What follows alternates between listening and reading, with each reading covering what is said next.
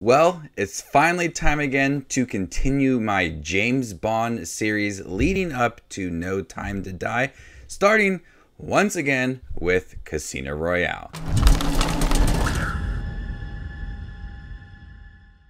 Welcome, movie watchers. Thank you guys for stopping by my channel. Today we're going to be talking about Casino Royale leading up to the new James Bond movie No Time to Die starring Daniel Craig. I started this series back in early October of 2019. Crazy to think about. I had one child at the time. Now I have three. I was reviewing every single movie from Dr. No all the way up to Spectre leading up to No Time to Die. And we know what happened. It was pushed back several times. So hopefully the release date sticks, because I have these videos planned out to review the Daniel Craig movies, a couple special videos along the way, and then a bunch of ranking videos after its release. But I'm really excited to talk about Casino Royale starring Daniel Craig. This was actually the first James Bond movie I saw in theaters. I saw it with my uncle. I think I was in 9th grade, but I had watched a bunch of James Bond movies prior to 9th grade. I think I started watching James Bond when I was like in 4th or 5th grade, and I just watched a lot of them. So I was really excited for this movie. And I remember when Daniel Craig was casted as James Bond, I remember reading the newspaper for it, and a lot of people being upset that he was blonde and not dark haired, similar to like Roger Moore or Timothy Dalton. And everybody kind of looked the same when it came to all the previous actors. But when Daniel Craig stepped on, he changed it up. And he's one of the best James Bond there is. Casino Royale is easily one of the best James Bond movies there is, period. And it's not because, oh, it's one of the newer ones. It's just good. There's so many things in here that work. And what I absolutely love about this film is how they really try to humanize the character of James Bond, giving him emotions.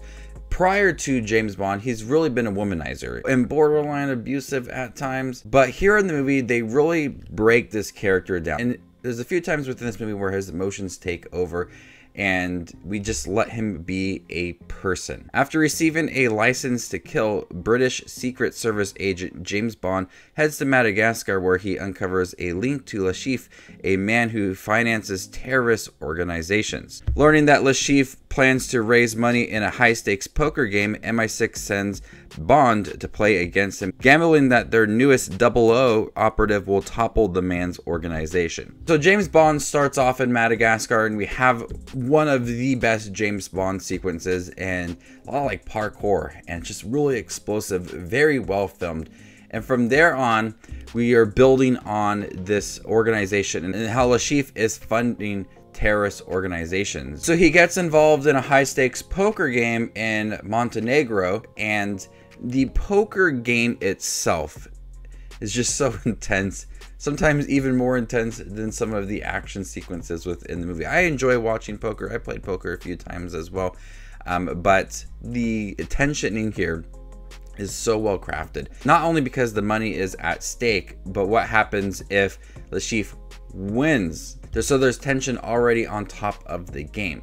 So the tension within the poker game itself is just so good. And I'm happy that there is several poker sequences within the movie to really get an understanding of the importance of this poker game. And so when he is at Montenegro, of course, he meets several different women, but one of the most important ones being Eva Green, who plays Vesper Lynd. There's been so many James Bond girls throughout the years, but I've always felt that Vesper Lynd was the one to capture James Bond's heart. There were sequences that allowed for him to really break down and be emotional, and he was there for her. And it didn't end nicely for her within the movie, but she is one of the best, if not the best, Bond girl in any of the movies. So I really love their connection in here. And she's a fierce character as well, and she gets involved quite often in the movies. And I love just her relationship with James Bond. But when he is in Montenegro, there is a lot of action scenes in here. There's a chance to develop the villain of Lashif and watching his strategies at the poker game, and then kind of behind the scenes as well, and what he will do to manipulate James Bond to get what he wants. So there's some really tense moments between James Bond and Lashif to make Lashif a really good James Bond villain. Not one of my favorite ones, but still a really intense one. I remember watching this movie in theaters and getting to about the third act of the film and what had happened with Lashif. And I thought, okay, this is the end of the movie. But then they had another, big continuation of scenes involving Vesper Lynd and James Bond that felt very personal, which we really don't get in a James Bond movie. Some really just tender, sweet moments amongst him and the love of the movie. It really surprises you with added suspense that we really didn't see coming because of the relationship between Vesper Lynd and James Bond when she eventually turns on him. After James Bond won all the money, M reveals that the money was never deposited, and Bond realizes that Vesper has betrayed him. But M informs Bond that the secret organization that Lashif was working for threatened to kill Vesper's lover, James Bond, if she didn't become a double agent. So there's still a lot of secrecy within this movie, and it does lead nicely into Quantum of Solace, which we'll talk about very soon on my channel. I do have plans to review that and Skyfall and Spectre.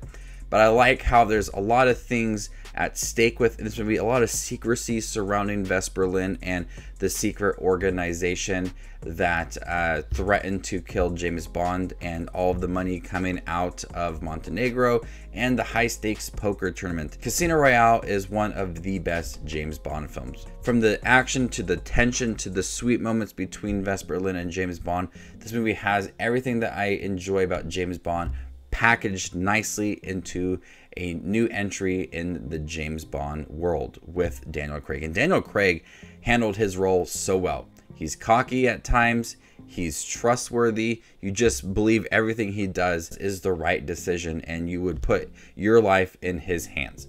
And so I just love Daniel Craig. He's such a good actor, but he handles the role of Bond so well. I've already reviewed all the other James Bond movies prior to this. Like I said, I started about mid-October of 2019, took a break after reviewing the last one, Die Another Day with Pierce Brosnan. So check out those videos on my channel if you would like to check out any reviews of the previous James Bond films.